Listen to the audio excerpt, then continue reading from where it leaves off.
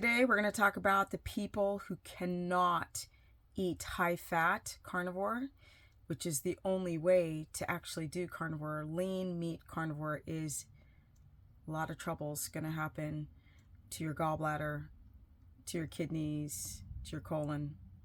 Let's get into carnivore, keto diets, and the gallbladder.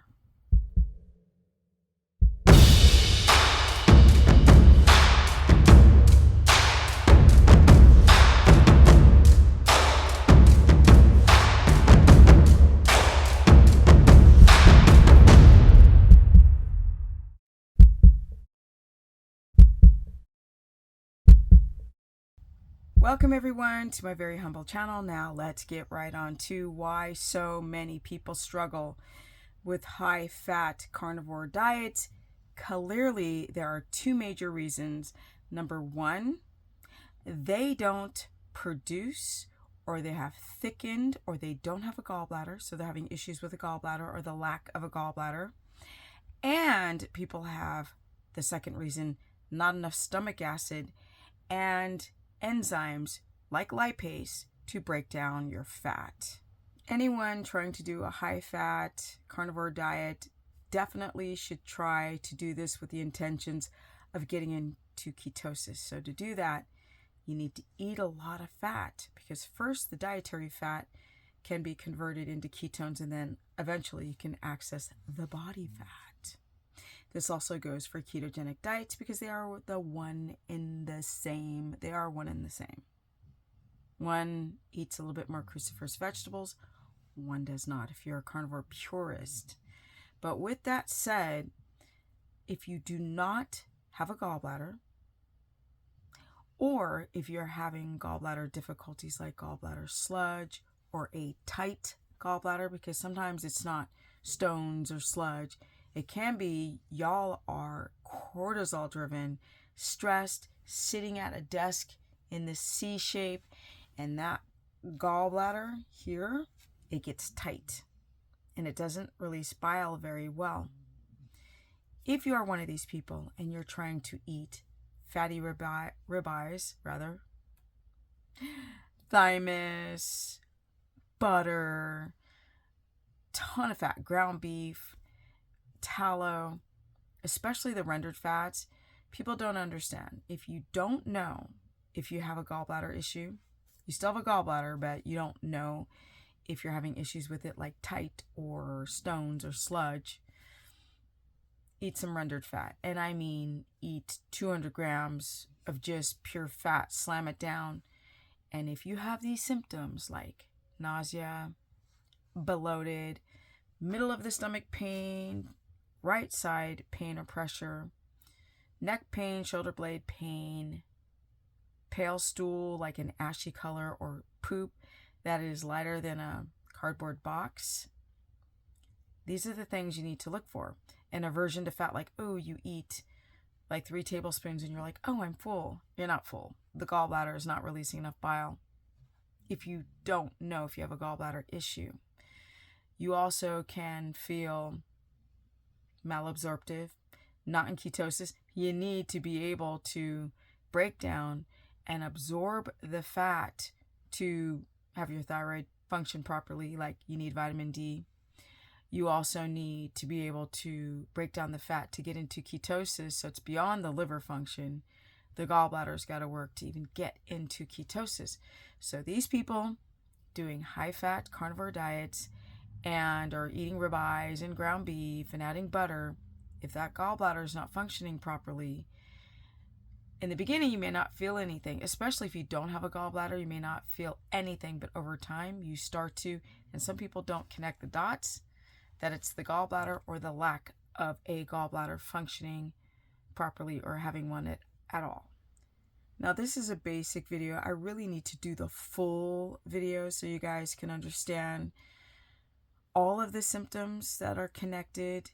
People don't realize, like, how did this happen? It can come from vegan diets, low-fat diets, being estrogen dominant, like if you're not eating organic, or if there's pesticides on your produce, or if the milk and the butter is not grass-fed and the cows are fed hormones.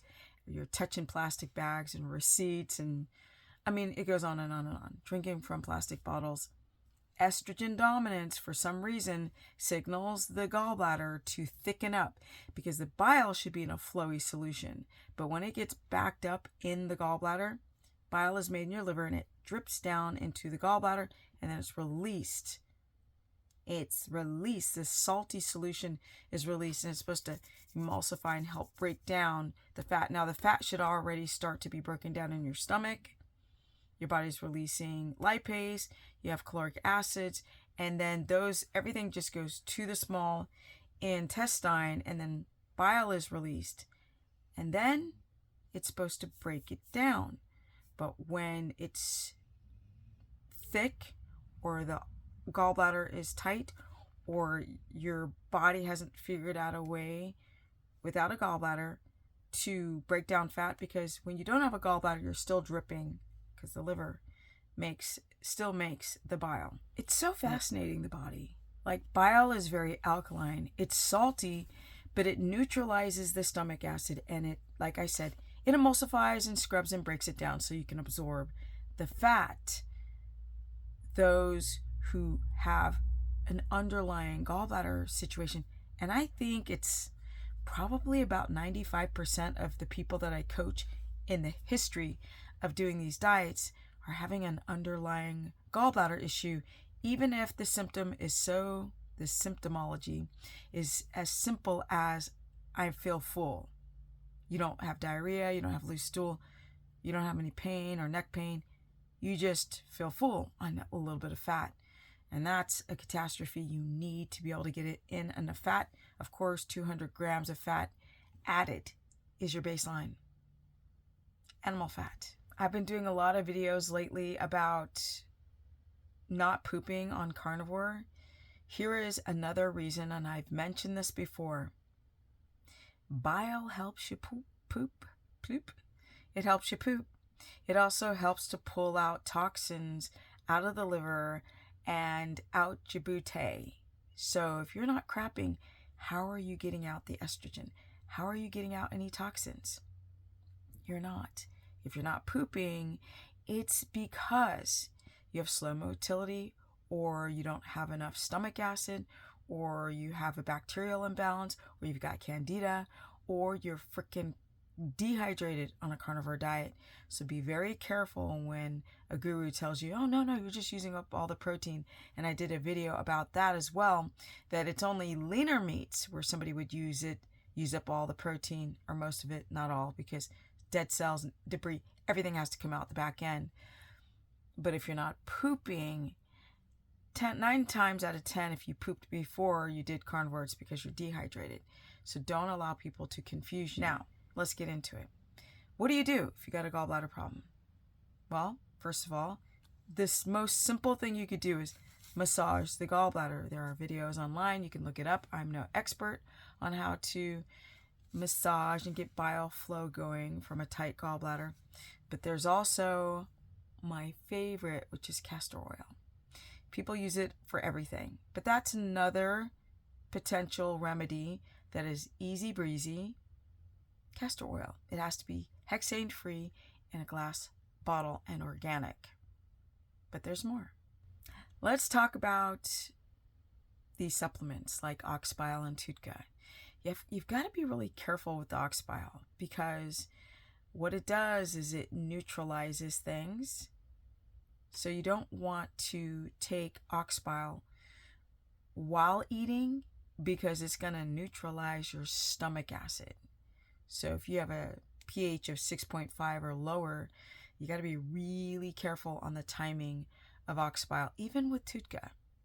So they say you should take ox bile in between meals, so it won't neutralize your stomach acid, which you need to break down the dang fat anyway.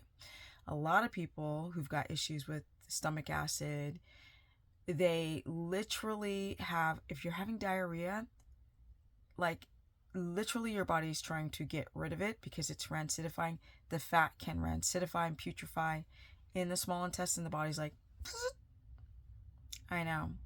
The timing of this is very, very important. Now, like I said, TUDCA and bile salts are really great.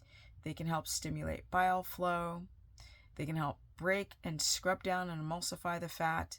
But remember, you're orally taking them, and so the amount and the timing can mess with your stomach acids again and create diarrhea or have bacterial overgrowths. We don't want to have more a dysbiotic gut because of taking ox bile and TUDCA. So you could take, especially the ox bile, in between meals so you don't neutralize the stomach acid. That's very, very important. I don't have a problem with my gallbladder, so a lot of it is in theory, but if you don't have a gallbladder, like I said, you still produce bile. So ox bile can help. You take it in between meals. Now, TUDCA should be taken with meals, but I'm not really sure on that, the timing of TUDCA. I know ox bile should be taken in between your meals as to not mess with your stomach acid. But they say that you can, which is you're going to have a better of an effect of the digesting ox bile with food, but to not lower your stomach acid or neutralize it, then they say take betaine HCl with the bile salts. And then that is more effective to break down everything. Stomach acids to break down fat, and bile salts to also break down the fat and stimulate fat to be released from the gallbladder.